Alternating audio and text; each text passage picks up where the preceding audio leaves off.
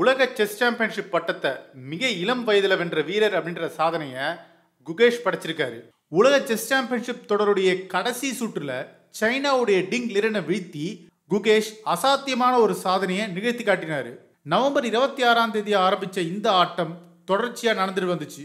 ஒவ்வொரு போட்டிக்கு இடையிலுமே ரெண்டு பிளேயர்ஸுமே மனதளவில் அதிக அளவிலான அழுத்தத்தை சந்திச்சிருக்காங்க. டிங் லிரனை தொடர்ச்சியா குகேஷ் நெருங்கிட்டே வந்துட்டு இருந்தாரு. டிராவில் முடிக்க வேண்டிய போட்டியில தொடர்ந்து முயற்சி பண்ணிட்டே இருந்ததால டிங் லிரன் திடீர்னு ஒரு தவறு பண்ணாரு. அதனால அவர் தோத்துட்டாரு. இதன் பின் குகேஷ் தன்னுடைய வெற்றிக்கு காரணமான அணியை அறிமுகம் செஞ்சு வச்சாரு.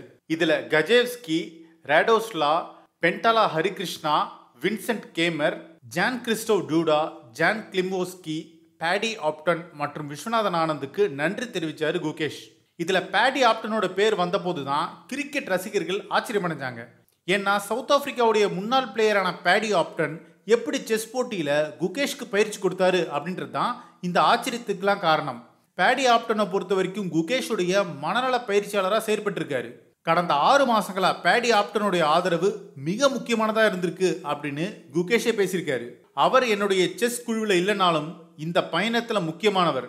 குறிப்பா எதிர்த்து விளையாடுற பிளேயர்ஸுடைய ஃபார்ம் பெருசா இல்லாத போது அந்த அணுகுமுறைக்கு தயாரானோம். பேடி ஆப்டன் பெருசா செஸ் விளையாட்டை புரிஞ்சுக்காதவர், ஆனா இந்த விளையாட்டுக்கு பின் இருக்கிற உளவியலை எளிதா புரிஞ்சுக்கிட்டவர் அப்படின்னு சொல்லியிருக்காரு குகேஷ். ஒவ்வொரு வாரமும் பேடி ஆப்டனோட பணியாற்றிய குகேஷுக்கு அழுத்தமான நேரங்கள்ல எப்படி அமைதியா இருக்கிறது, சிந்திக்கிறது, இந்த மாதிரியான விஷயங்கள்ல பயிற்சி கொடுத்துருக்காரு. அழுத்தம் நிறைந்த போட்டிகள்ல வித்தியாசமா எதையுமே செய்ய தேவையில்லை அப்படின்னு அறிவுறுத்திருக்காரு. ஒவ்வொரு மூவிங் அப்போ அடுத்த மூவ் பத்தி சிந்திக்க வேணாம் அப்படின்னு குகேஷை தயார் செஞ்சிருக்காரு. இதுதான் டிராவில் முடிக்க வேண்டிய போட்டியில கூட குகேஷ் ஜெயிச்சதற்கு ஒரு முக்கியமான காரணமா அமைஞ்சிருக்கு. மனதளவில் நம்பிக்கையோடு இருக்கிறதுக்கு அவரோட தொடர்ந்து பல சூழல்கள் பத்தி கேள்வி பதில்களால தயார் செஞ்சிருக்காரு. அதே மாதிரி மனநல பயிற்சிக்கு உடல் வலிமையும் முக்கியம் அப்படின்னு பேடி ஆப்டன் வலியுறுத்தியிருக்காரு. இதனால குகேஷ் உடற்பயிற்சி செஞ்சு வந்ததோடு இல்லாம அவருடைய மனசுல எழும் கேள்விகளுக்கும் பதில் கொடுத்து குழப்பத்தை தீர்த்திருக்காரு. இது எல்லாத்தோட ஒரு முக்கியமான விஷயம் பேடி ஆப்டனை பத்தி நம்ம பேசி ஆகணும். 2011 ஓடிஐ வேர்ல்டு கப் எந்த ஒரு இந்திய கிரிக்கெட் ரசிகராலும் மறக்க முடியாத வேர்ல்டு கப் அது. அப்போதைய வேர்ல்டு கப் வெற்றிக்கு இவருடைய கான்ட்ரிபியூஷன் முக்கியமா இருந்தது. ஏன்னா பேடி ஆப்டன் தான் அப்போ இந்தியன் டீமுக்கு மனநல பயிற்சியாளராக இருந்திருக்காரு. கேரி கிறிஸ்டன் கோச்சா இருந்த போது இவர் கொண்டு வரப்பட்டாரு.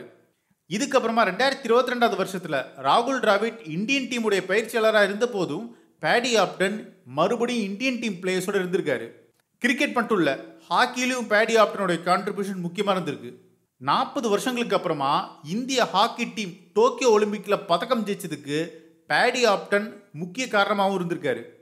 பிளேயர்ஸோடைய மனசுல இருக்கிற குழப்பங்கள் மற்றும் தடைகளை மனநல பயிற்சியின் மூலமா சரி செஞ்சு இந்தியாவுக்கு 3 விளையாட்டுகள்லையுமே மறக்க முடியாத வெற்றியை தேடி கொடுத்திருக்காரு பேடி ஆப்டன். அவரை உண்மையிலே நம்ம பாராட்டி ஆகணும். ஸோ இந்தியாவுடைய விளையாட்டுத்துறைக்கு பேடி ஆப்டனுடைய கான்ட்ரிபியூஷன்ஸ்க்கு நாம ஒரு ஹேட்ஸ் ஆஃப் சொல்லிடலாம். இதை பற்றி உங்கள் கருத்துக்களை கமெண்ட் செக்ஷனில் சொல்லுங்கள். இது ஒன் இண்டியாவுக்காக ஆனந்தன்.